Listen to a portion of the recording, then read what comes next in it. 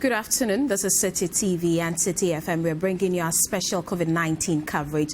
Now, every day on this network, we try to update you and also analyze some of the measures that have been put in place to stop the spread of COVID-19 in Ghana. With 205 cases, 5 deaths and 2 recoveries, government continues to step up all the efforts and measures that have been put in place to control the spread of the novel coronavirus in this country.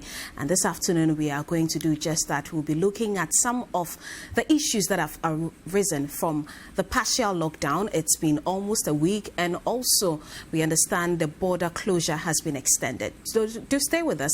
I will bring you more on that and many other issues on the COVID-19 Tuesday.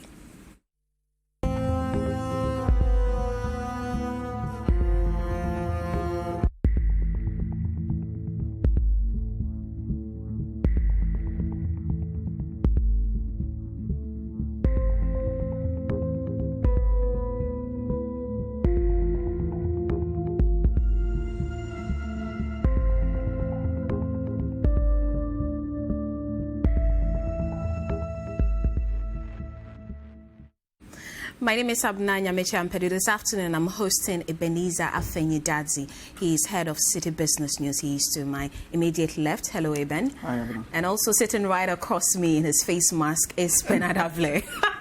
I'm actually smiling. You're smiling, but Yes. I can't see your teeth. You can see it in my eyes.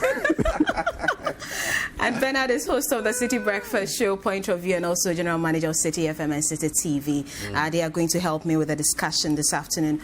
Bernard, is it that the face mask makes you feel safe? Well, you know, the world was divided on this until I think there was a definitive victory for the mask wearers on Friday, which is why I'm wearing this. Now, Dr. Michael Ryan, who is the WHO's Executive Director for Health Emergencies, on Friday conceded that wearing a face mask, both homemade and cloth masks, and there are different types of masks, at the community level may help with an overall comprehensive response to COVID-19. This is less than a month after the U.S. Surgeon General says people should stop buying masks because if they were not infected and if they were not in the hospital situation. That tells you the seriousness of COVID-19. We all can pretend we know everything, and with new information we learn. Hong Kong is one country that started wearing masks from the beginning, together with places like Thailand, China, Taiwan, and others. Many countries thought it was not necessary.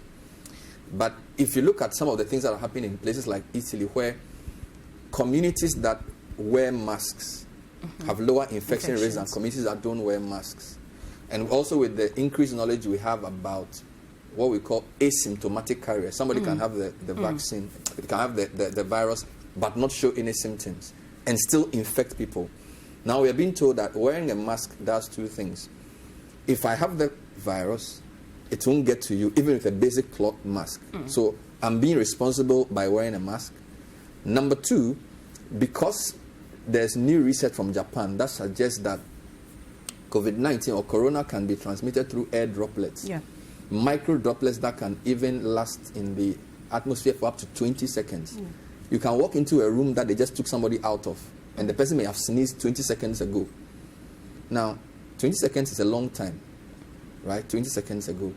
You can still inhale the droplets and get the virus.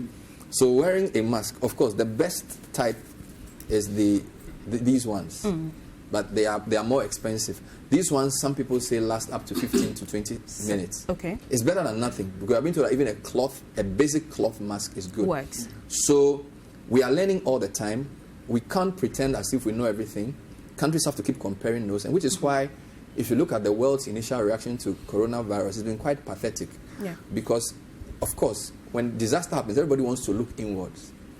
But we know so little about this virus, and it's infecting so many people so quickly that we have to learn from best practice. And luckily, it hasn't attacked the whole world at the same time, at the same place.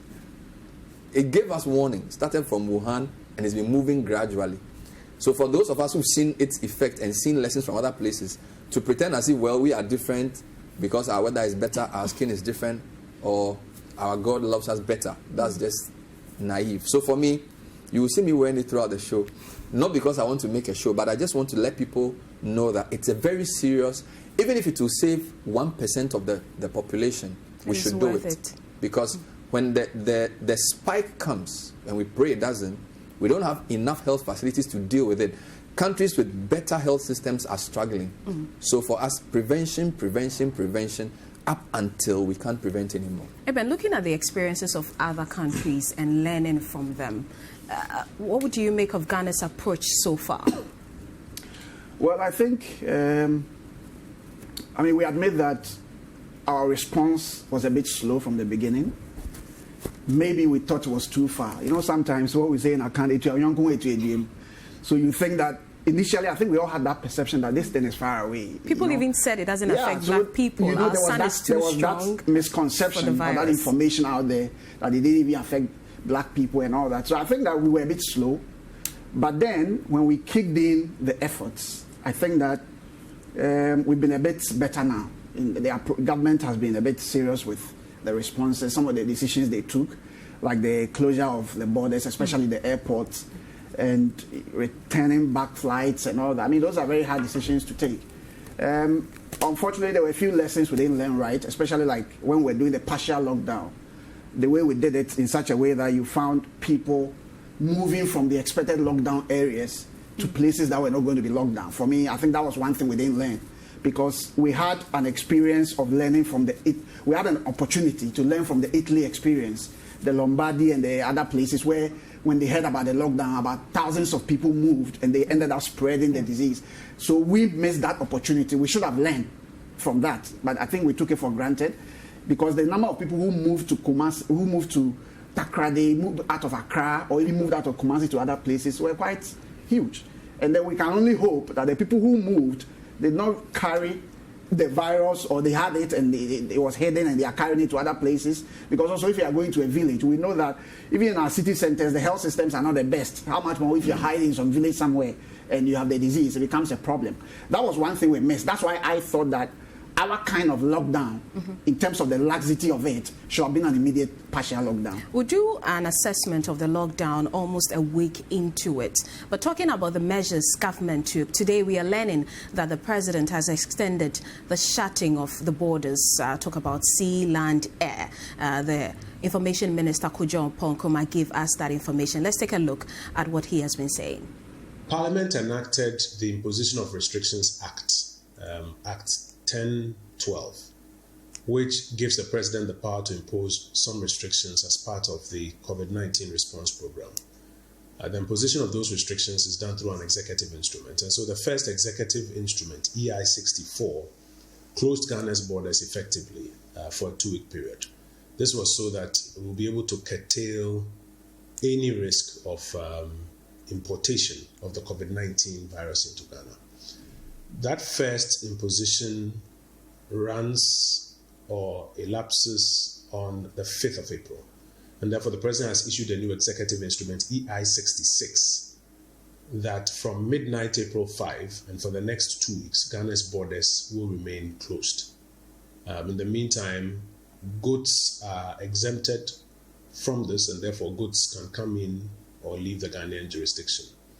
It must be also understood that there's a difference between the closure of our borders and the restrictions of movement within Greater Accra and Greater Kumasi, which some people describe as a lockdown. The two are different. It is only the closure of the borders to human traffic that has been renewed for 2 more weeks. And we're all encouraged to take note of it.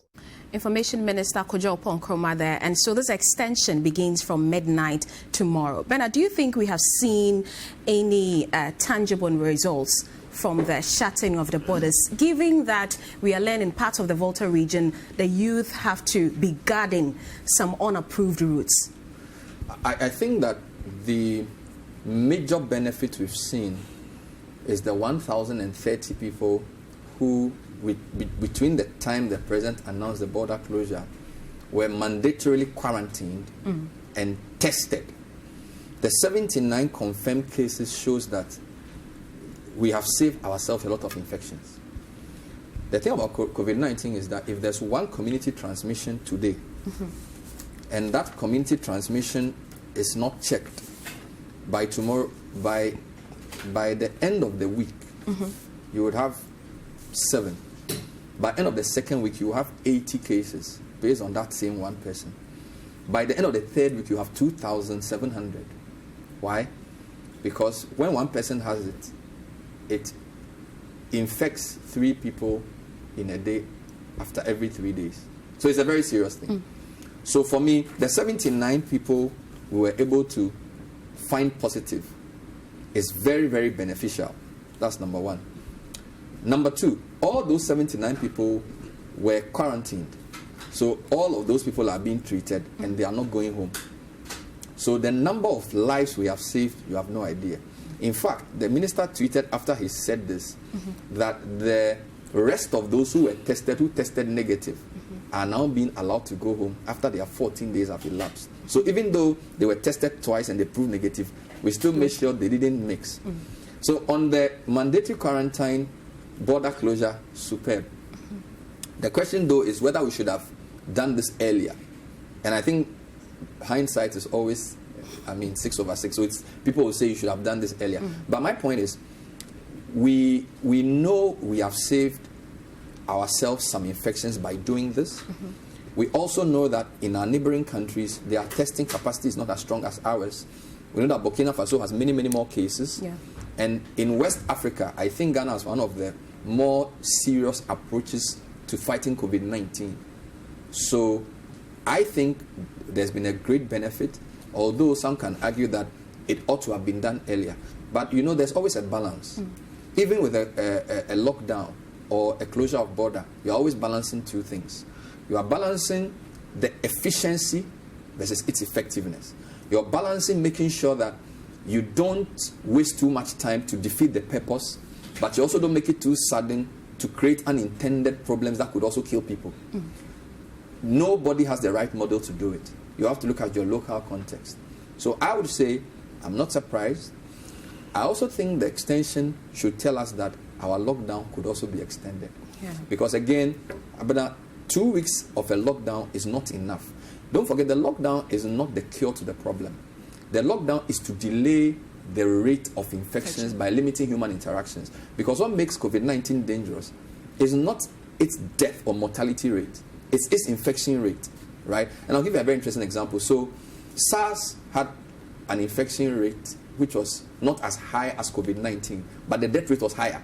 So for example, for every 10 people who get SARS, 1 or 2 would die. So 2 or 3 would die. So the death rate was into 30%. COVID-19 is much, much lower. But COVID-19 spreads faster. So when the German chancellor said 70% of Germany could get COVID-19, now, even if only 2% of those people die, that will be more than 1 million people. So the danger in this disease is not in the fact that it kills a large percentage of those who have it, but that because the pool of those who have it is larger, even that 2% has a broader base, right? So I would not be surprised if on the basis of this 2-week extension, the advice for the lockdown also gets extended by another 2 weeks. But I'm sure you'll come to that. So let me not get ahead of myself. Amen. The border, I'm particular about the land borders because we see and hear reports how even the residents are worried about the lax systems at the land borders. Do you think we have achieved the results in that regard? The land borders is a bit difficult to say because I also remember we have had instances where some of the border posts have arrested people who have come in illegally and sent them back. But also because the last time I was shocked to know that we have 45 land borders. As in the 3 main official borders, you have the Paga, which is the Burkina, you have Aflao, which is Togo, and then you have Elubo, which is Ivory Coast. Now, apart from these ones, there are several other illegal routes, many of them. And my worry is how much of surveillance are we doing or protection is happening at these illegal routes? Because those are the easy places people will enter through. So we should really be worried. I was asking, we needed an explanation, for instance, of how the 10 Guineans entered the country and at what point. Did they enter before we closed the borders or they entered after we had closed? How did they enter? We needed to know all this. And now here we are. They brought in 10 new cases. And we even have a more disturbing case of one of the persons who have tested positive has eloped. And that's a bigger problem. Has escaped. Has escaped. We can't find her. It's different. We can't find her. And I'm asking myself, she's infected. From where now we are told that she's been found somewhere in Jamestown, all the way from Tamale. So at what point the people she's met, the contact she's made, we should be worried. How did she even get here? How did she even get here? We'll be getting into those issues and hear from the Deputy Health Minister. As for the borders, where we have the official borders, it's easy to protect because we know where we stand and where people can come in from. But the unofficial routes, those should be our concern, because we know that Togo, maybe until now they have declared a state of emergency and a curfew. But when we had closed our borders, flights were coming from Ethiopia to Togo, many of them. And I had somebody even telling me he knew somebody who came through Ghana during the border closure from Togo, and the person entered. So I think that because as for the airports, it's easy to close the airports because you know the systems. But the borders, the unapproved routes, those are my concern, and we need to be worried about that. It appears that is not really a big border to us. But then also that also means that there should be some collaboration within the West African sub-region, especially Togo, Burkina Faso, Ivory Coast. Are they working together with Ghana? Because if we close our borders and they are working with us, we are sure that then somehow people will not come from their places and enter our country. That was an issue I was coming to, because it has been a recommendation from the Boku Central MP, Mahama Yarega. I think that makes sense. The fact that we are shutting our borders is not enough. So we should liaise with other countries in the sub-region. I think we have to just take our time and be fair to the situation, in the sense that once you've declared that you've closed your borders, anybody coming in is doing so illegally.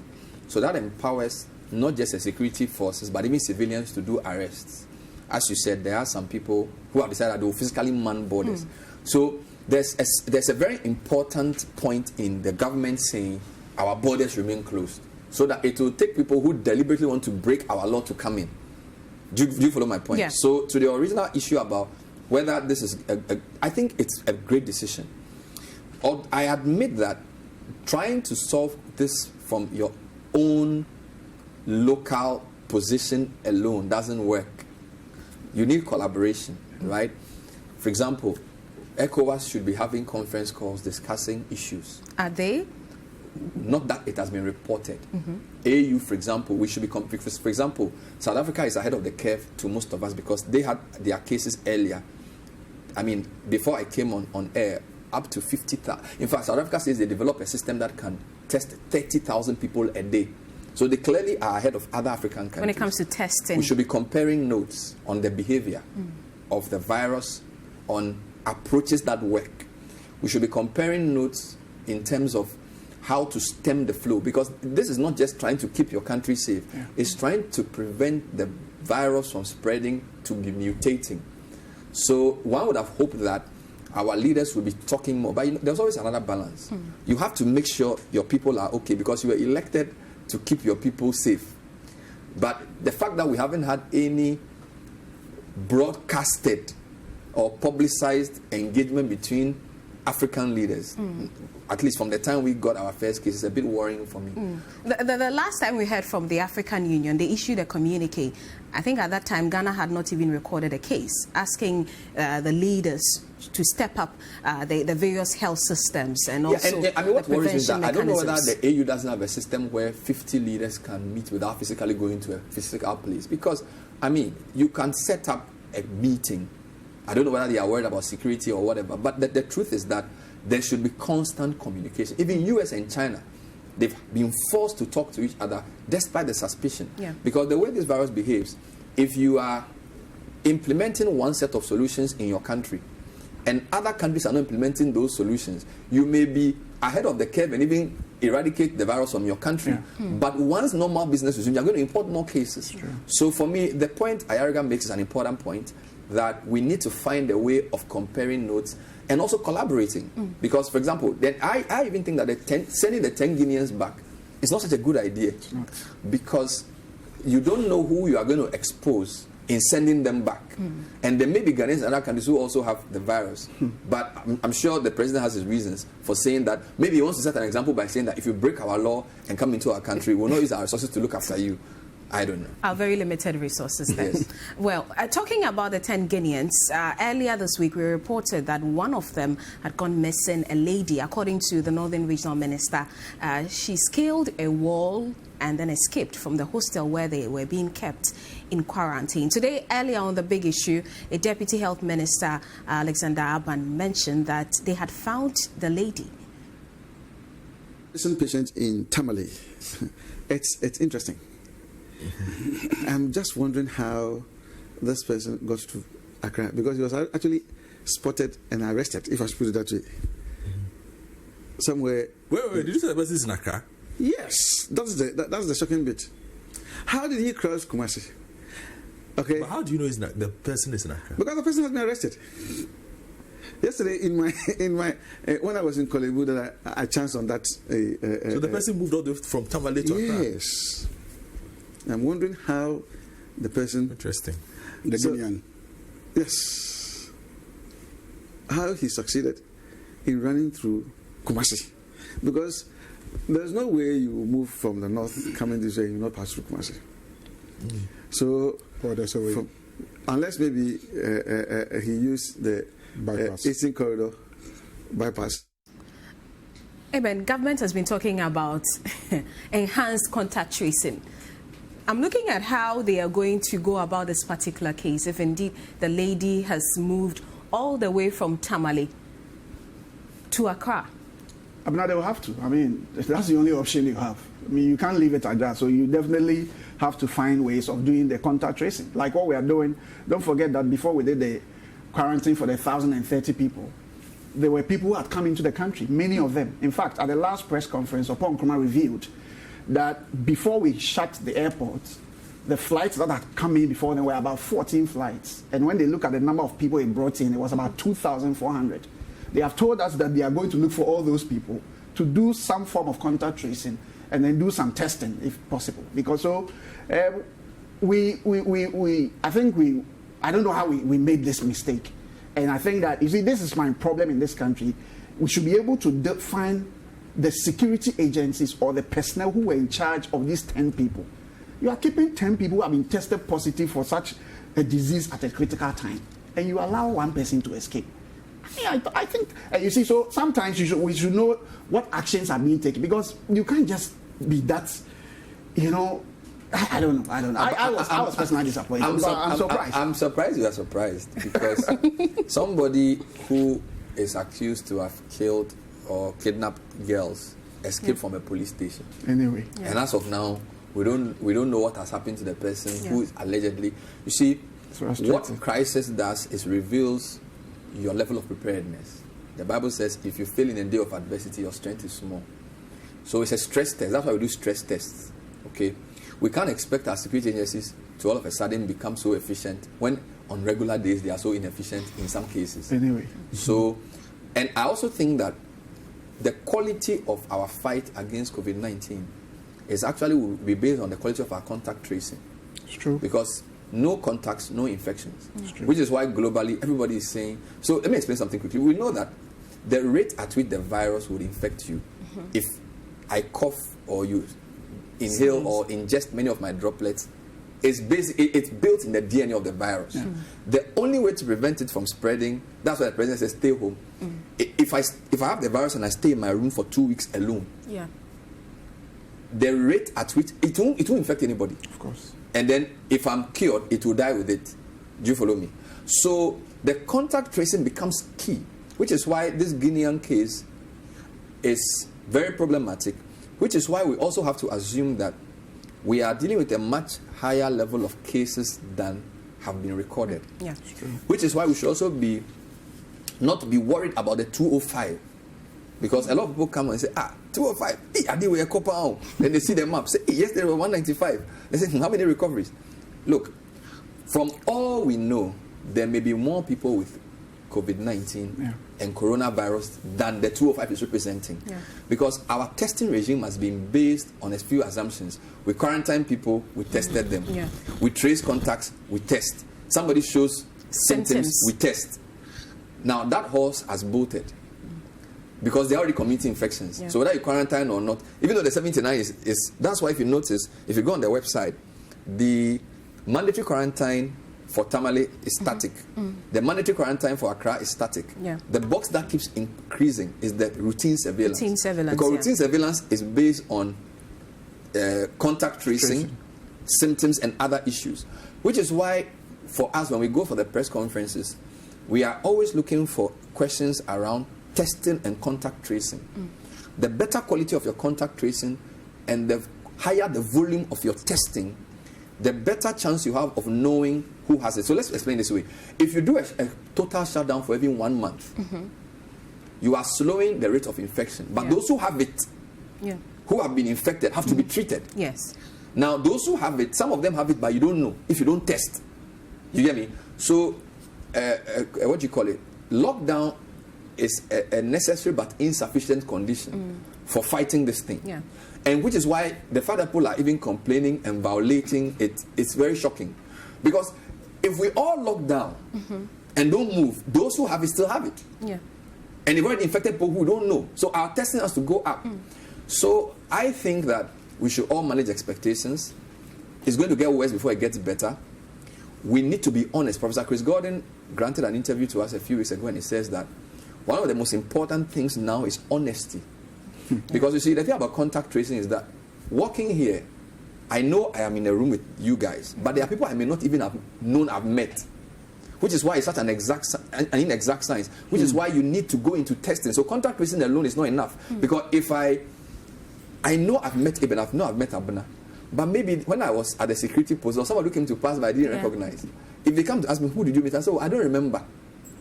Okay, that's why this issue of increased testing capacity becomes crucial to the conversation. So that it's very clear that no solution is sacrosanct. No solution is enough on its own.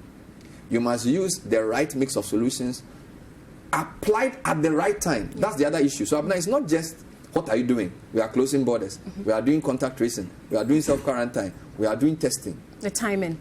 Because if you don't do it, Nana Kofi Kwachi writes an article and says, in a pandemic or emergency situation, what the efficacy of a policy response is not based on what, but how and when. Right? So you can be doing border closure next week. If like South Sudan has no case. Yeah. Kenya has a lot of cases. It's very possible that South Sudan has cases they don't know. It's true. If they wait and say, let's get the first case before we close borders, they are being foolish. Right? Because if based on their own knowledge about their situation, they should have closed their borders by now. Do you understand? So it's not closing borders. So it's when do you close it? It's not contact tracing. It's how efficient. It's not testing. It's how many and how soon. Do you follow me? So it's very complicated. And I think that we shouldn't use just one side to make an overall judgment. Because even epidemiologists and global experts are forcing. I mean, you watch Dr. Fauci, who a month and a half ago, he together with the Surgeon General said people should stop wasting time buying masks.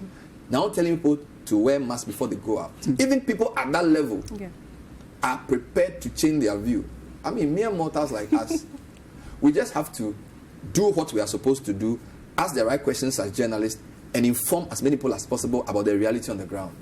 Let's now talk about the spread of the disease in Ghana. I mean, it used to be Accra, Kumasi, and then Kaswa came into the mix, and then Tamale, Upper West region, now Upper East region, and the Eastern region. Bernard here spoke about testing, Eben, and that is one thing that WHO has been consistent with, that you need to test, isolate, and then you treat. But how are we going to avoid the spread to the other regions, even? That is if they are not in the other regions already. Because, like, for instance, I was telling you that, so like the Upper East woman, the pregnant woman, 33-year-old woman who has been tested positive. So I'm told she went to Takwa, Western region, Takwa for 1 week, and then she came back with on the 27th. On the 27th, she was tested. Reported on the 28th, and then she's been tested positive. So my point is that, are we telling ourselves that there's likely not to be a case in the Western region? It's almost, so like Bernard says, I mean, all the explanation he gives shows that our best bet is the testing. If we're able to scale it up to a certain point, make the contact tracing more efficient. Otherwise, I want to, like, and from what the experts have said, the curve is such that it goes up and it comes down. our cases could possibly go up. As for that, we need to be. And if you notice, in one of the press conferences, Kojo said this, and they are preparing our minds that as for the cases, they could go up. We should only pray that if we're able to get those cases, because even finding the positive cases, testing people and getting positive is good, because if you don't find it early and test, it means that the people are spreading. So if you find the cases and you are testing and people are positive, it helps you, because then you're able to start your treatment, your case management and treatment and whatever. And so far, if you look at our cases, the current chart we have, the critical conditions are two, which are a bit worrying, because at that stage, that's where you have to even sometimes get the ventilators and stuff, because they could be almost at the point of death. But most of our cases, from the look of things, are mild cases actually. So if we get it early and the person hasn't gotten to a certain stage, then it means that we're able to treat them, and then we discharge, and then we'll have less mortality, because we are still at 5, which relatively, and we also told that all the 5 cases, people had underlying health conditions. If we don't get to the point where you have people with no underlying health conditions dying, then we should begin to get worried. So I think that we need to find ways. We know now at this point logistics and resources are a bit hard to come by, but we need to break our back a bit so that we can boost the testing. I think that's our best bet. And how are we going to do that? We have about, as at yesterday, the samples collected were around 1,000, and those are to be tested. And looking at our supplies and what we have as a country, how are we going to enhance the testing? But cumulatively, we've tested up to 10,000 people, I'm told. Which is cool. You see, the issue with testing is, we're all learning quickly, right? So the type of test we do is called the real-time PCR test. And essentially, you take a sample, which it could be a swab from your nose, sputum, or an effluent from your throat. You subject it to a DNA test. That test has to be done in a certain level of lab. They call it level 3 lab, which Noguchi cases here have. So that test is more effective than the nucleic test kit test. But the problem with the test we are running is that the average throughput is lower. Throughput means the speed with which you pick sample, process, get results, and verify, right? I'm told that it's anything between 8 hours and 4 days, depending on the pressure I put on the system. When I interviewed Dr. Api Asante from China, he says China, in their PCR test, were able to deliver a result in 2 days on average, and this is China. This is China that built 13 hospitals in a week. All right. So the bottleneck is not test kit. So the test kit is what you take to a community, pick the sample, put it in the test tube, and send it to the lab. The bottleneck is, so if you can have 25,000 test kits, but if you have only 2 labs, you cannot test as quickly. You may have a huge, so what you need to do is to upgrade existing labs. And I'm told that it's possible if you spend $400,000 per lower level lab, you could increase the capacity of those labs to also process those tests. Okay, because as I'm talking to you, South Africa is telling us that they've done 47,000 tests already, and they've gotten to a stage where they can do 30,000 a day. And even that, the health minister is saying that they should prepare for bad news, right? Now, we gave ourselves a 2-day window after we announced the lockdown where there was a lot of movement. Now, the way the virus behaves, in 14 days, you see your full size in terms of infections. So there are many discussions. You need to get as many test kits, raise the level of the labs we have to process the test. Some are also saying that let's also go into the nucleic acid test kit, which is like a pregnancy test. So essentially, you take the way the virus behaves and put it on some sort of chip and put it in a device. When you put a sample or urine on it, based on the way a pregnancy test works. So that one can mean you can rack up your tests faster, but the results are not as efficient, accurate as your original test. Now, the thing about testing is that if you get it right, you're fine. But if your test system is producing wrong results, you are screwed. All right.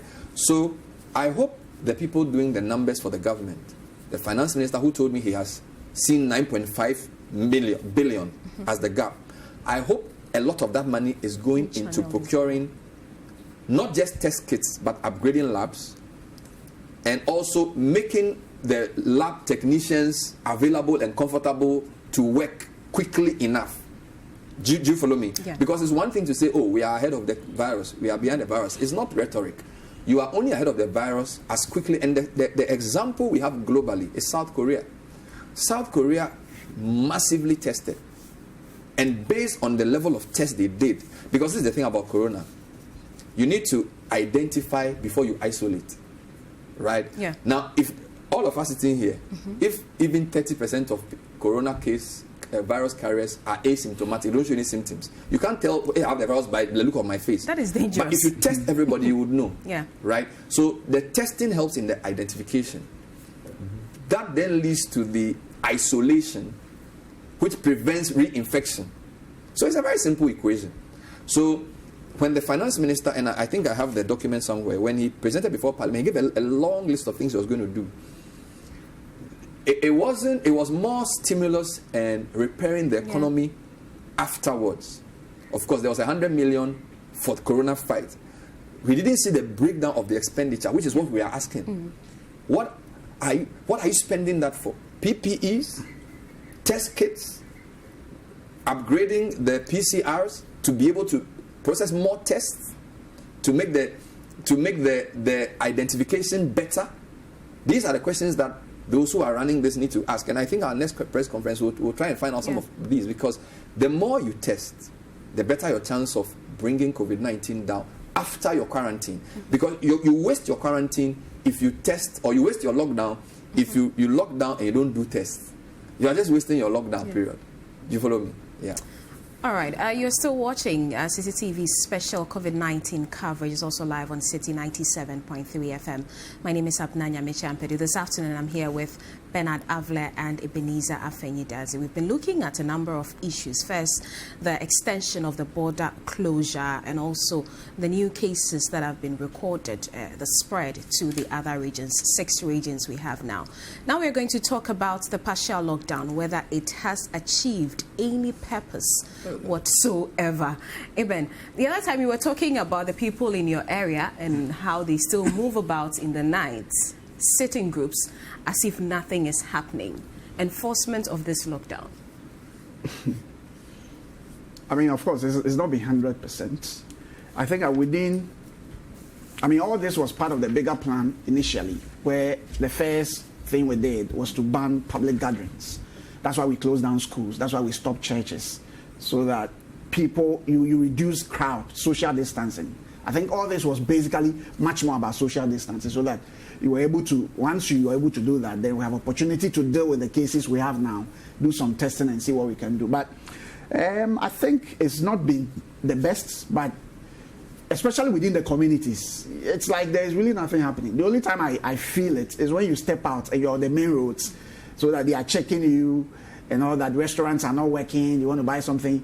Like, I want to cut my hair. I've not gotten a barber yet. It's been difficult. I mean, so you see a semblance of something happening. I mean, the enforcement generally has been good. I mean, we've had a few instances of people breaking the rules and security personnel going overboard a bit in their enforcement approach, which is also expected, because, of course, you never get 100% compliance. I mean, it's not happening anywhere in the world. They've tried lockdown, so it's always bound to happen. This morning when I was coming, I could see the security personnel. You could see the fatigue. And so it's really a difficult time for the law enforcers also. But I think that generally it looks a bit okay. We hope that it gives us some gains, because it should be able to count for something. Otherwise, I don't know what really it would have meant to do all this. But generally it's okay. Bernard, do you think the issues we are having, especially from the citizenry, is due to a lack of understanding and appreciation of the issues of how this virus spread and the dangers? I think so. I think that for any policy to work, there has to be understanding of its objectives.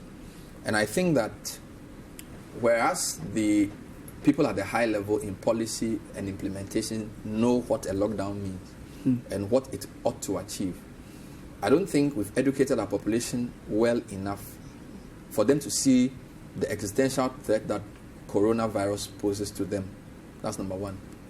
Number two, I don't think we created enough buffers or social support systems to justify and to make the lockdown and stay in not become a starvation order. That's number 2. Number 3, I don't think we've educated our population well enough to be literate about science, to understand some of the basics of personal hygiene. So our challenge is going to be very tough. And I think the 4th difficulty here is, even though we are told that there are 6 regions that have COVID-19, we have not, at least we've not been told publicly until the testing regime started. We've not been told which localities, because you see, it's not about regions. It's a physical movement issue, right? So there's a hint that we know that Ayawaso West has a lot more cases, Wejagbawe has a lot more cases, and parts of Kumasi has a lot more cases. That possibly means that their lockdown should be different from the lockdown at Choko, right? Yeah. But that's on the assumption that community transmissions have not already sent it to Choko. So if the information we are using to do the lockdown is correct, then we could have said, because Ayawaso West is an epicenter, Weja is an epicenter, part of Kumasi is an epicenter, you do that localized lockdown and enforce it more. So if people are playing football on the Sahara Park and there's no community spread there, it's not as alarming, right? Okay. So my point is that because the information is not very clear to us who are observing, we don't really know what to make of people playing football on the Sahara Park. Because we don't know whether the people who play football in the Sahara Park went to meet some people who are from Ayawaso West who got it and they have brought it there. Do you understand what I'm saying? So information is crucial in this type of thing.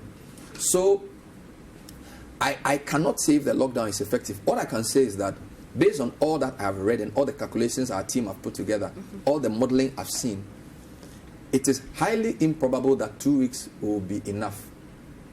Especially because when the lockdown was announced, there was a 48-hour window which heightened interaction and possibly increased infections.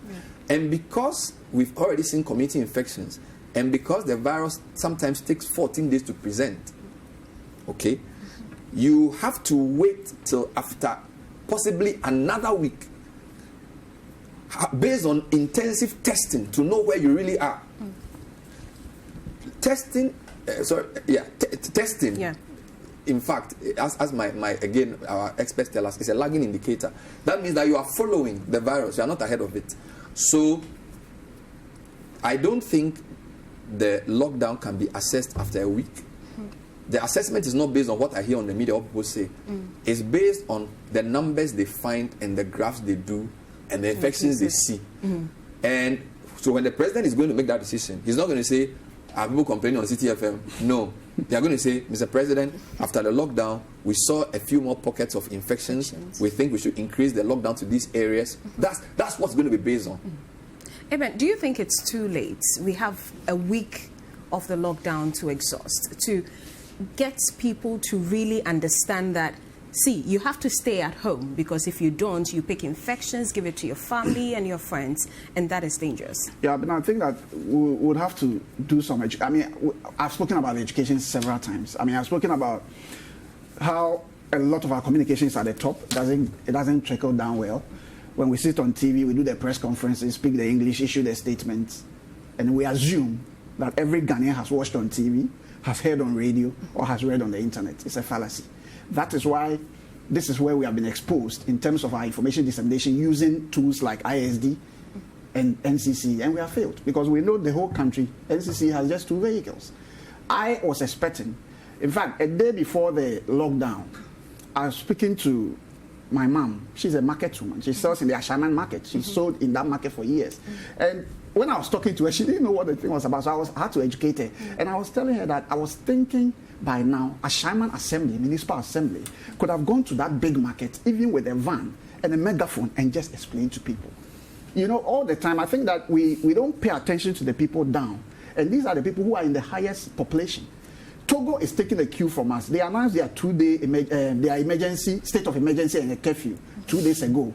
Now, this is a population of about 8 million. What Foreign Assembly is doing is that they are going to, for the next 3 months of the state of emergency, the people in a certain social bracket, underprivileged, are not going to pay water and electricity bill for 3 months. They are going to do free cash transfer for those people in that bracket. At least he's learning maybe from possibly Ghana, where we didn't really have any contingency plan for people in that bracket, and that's why we had the KIA situation and all that. This morning when I was coming to work, around Kanda, I saw a woman with the old sewing machine. You know, those who move around and do alteration. I saw her. The street looked empty, but she was carrying her and she was moving. And I can tell you that that woman doesn't understand what a lockdown is. Yeah. It's just kinda here. You know, so an example is what you have on your screens right now. We captured these scenes from the graphic road this morning. Where is the social distancing? Exactly. And these are women who went to the Central Business District to get foodstuff.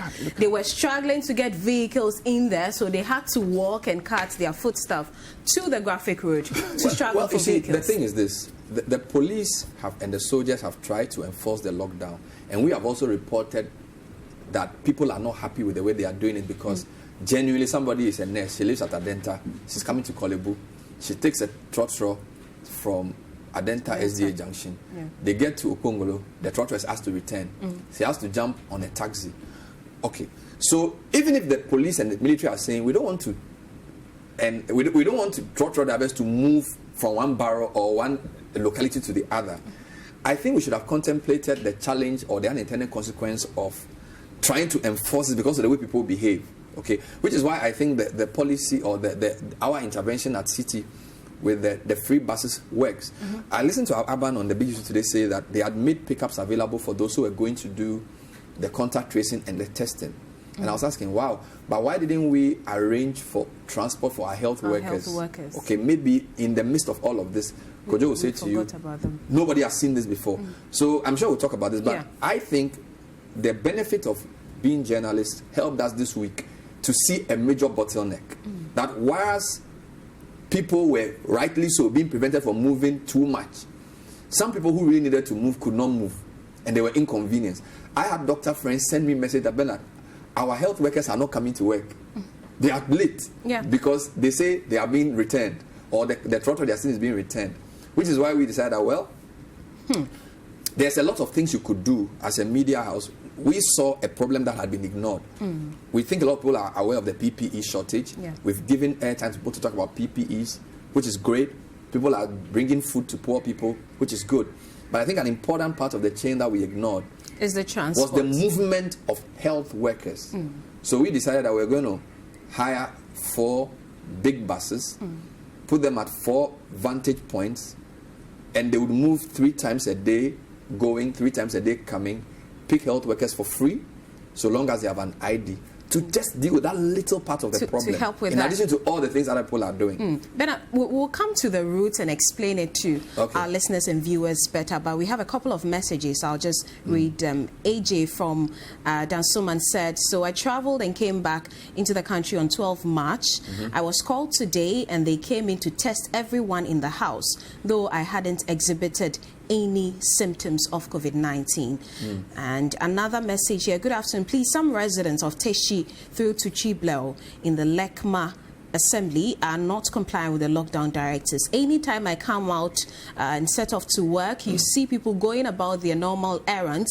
People still gather in drinking bars, not practicing social distancing, gathering under trees, having their noisy chats, and people still stay far out as at 10 p.m. Chatting before the lockdown. Please call on the security personnel to the area to bring order. Okay, so that's so is AJ sending a message today? Yes. That he came on the 12th of March? Yes, on the 12th of March. Which then means that she's part of the people, those who came into the country before the airports were shut. Part of the 2,400 people. It's better late than never, but it's serious. It's worrying. It's serious because, worrying. I mean, I'm sure AJ would have met at least 100 people. So if she was an asymptomatic carrier, so if AJ is saying she doesn't have any symptoms. But the science tells us that you don't need to have symptoms to be a carrier. And you don't need to have symptoms to be able to infect other people. Do you get me? So let's just hope she's negative. He or she is negative. Not a plan. we have to assume that there are many more people like AJ in the system and start thinking of the next strategy. It's true. Do you understand me? We don't, you see, whilst they are doing all this, that's what I'm saying, that as I'm talking to you now, I am really hoping that they are making resources available to upgrade our labs so we can do 20,000 tests a day. So the minister mentioned that plans are underway to upgrade a facility in Tamale. But he's not able to tell us how many tests we can do a day. That is still lacking. I mean, for example, when they started testing the 1,030 people, in a period of 5 days, they hadn't even finished taking samples. Right? In 5 days, just taking samples. So the test throughput is key.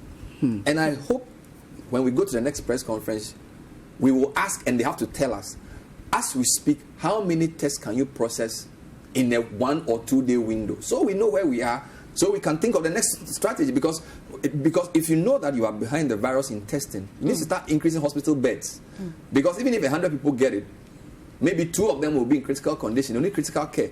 You need to increase the number of ventilators, because you know that there are some people whose lungs will give up. You don't wait till it happens. Do you follow me? And yes. I'm just, based on the little knowledge I have, I hope the experts around the president are ahead of this and they are giving the right advice. Bernard, just a couple more of the comments, and then we'll get to Citi's provision of buses to health workers. Good afternoon. Please, can you find out how the security personnel on the field are being fed? Food joints are not open, so I expect some provisions will be made for them. It seems as though some of them, especially the police, are hungry, so it influences the way they treat the people. And well, I saw a lot of them with listen to any excuse. That from Claudia. So those who are looking for things to do, if you have food to go around, I think you probably want to go around the police check stops and also just give them some packed food. Because yesterday, Senyo Hosi and his team went around the bus stops and they were giving Kayaye food. And that was pretty good. And there are lots of people who are doing this as well. Yeah.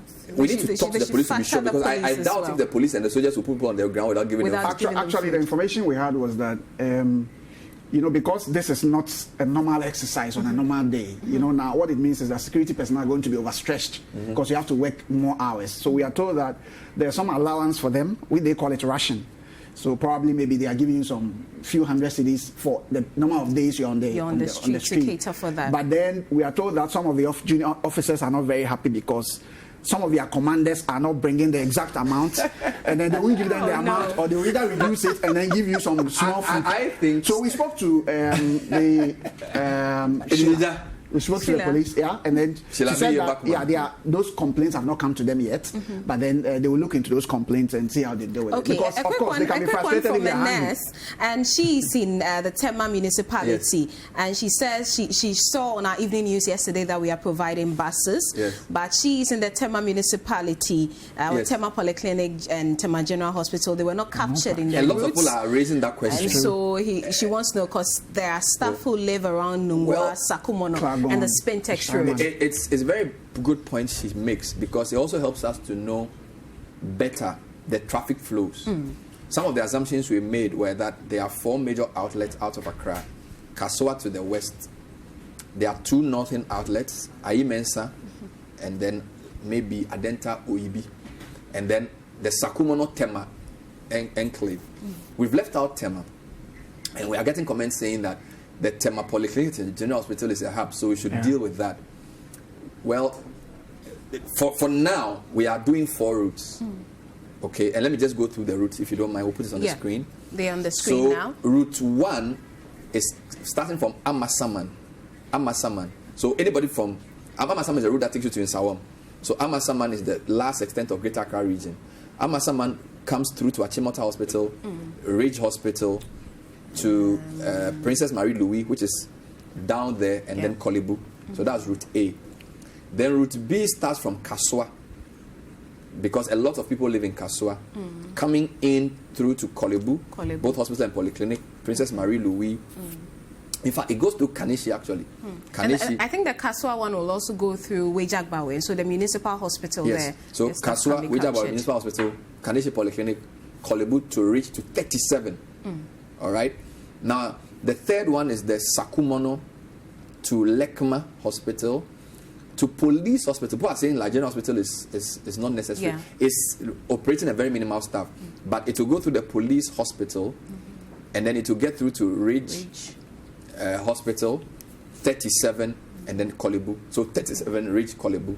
And then the last one is Ayi-Mensah, which leads to Ibri. That will go through to Pantan Hospital, Legon Hospital, 37, Ridge Hospital, Kolebu. If we had more resources, we would have added the Dowenya, Tema, Stretch, Ashaiman area coming into Accra. But this is what our resources can provide for now. Again, we have 3 moving times. 6:30 in the morning.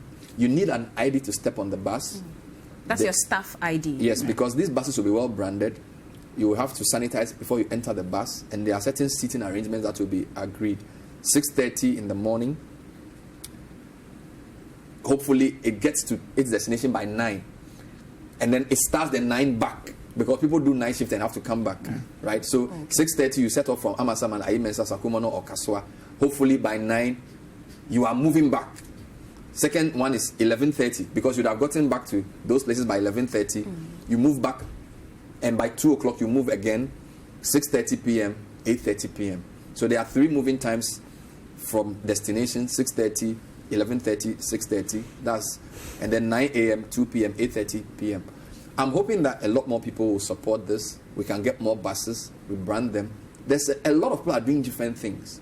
This is the part of the problem we see as a bottleneck. And don't forget, we at Citi are very interested in urban movement. In fact, we spent enough airtime talking about the BRT, the quality bus system, counterflow is really one of the things we feel. Because, you know, Abuna, we've done a bit of work that tells us that the less income you have, the further away you live from the center. Now, many people cannot rent a house at Laboni or Osu or cantonments because the rent is in the dollars. Most ordinary workers live far, so they spend a large chunk of their income on transportation. And then with the increased bottleneck of the police now stopping cars at different places and saying return, we thought that this was the little we could do. We are going to post this on our major social media platforms. We are going to share this, and hopefully by Monday it will start at 6:30 a.m. to relieve some of the health workers.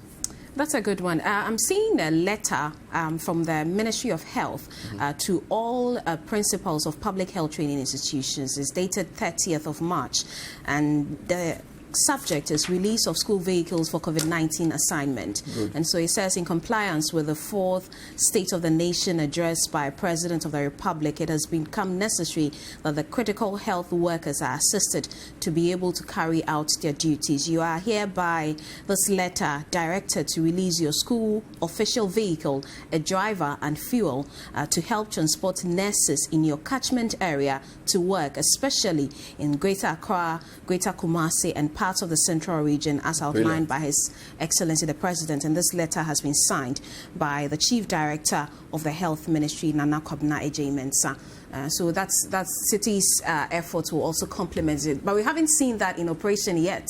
So maybe from Monday. So Monday is a key day. Yeah. This is a good weekend to plan all this. But we know that for sure, Monday, Kaswa, Amasaman, Aimensa, Sakumono, 6:30 a.m., you're going to have a bus. And then the destinations, let me just confirm where the bus will move: Kolebu, Princess Marie Louis, 37 Ridge, and Kaneshi Polyclinic, Legon Hospital. All of these people will have buses moving them back as well. All right. Thank you very much. That's Bernard Avle. Let me wear my mask again.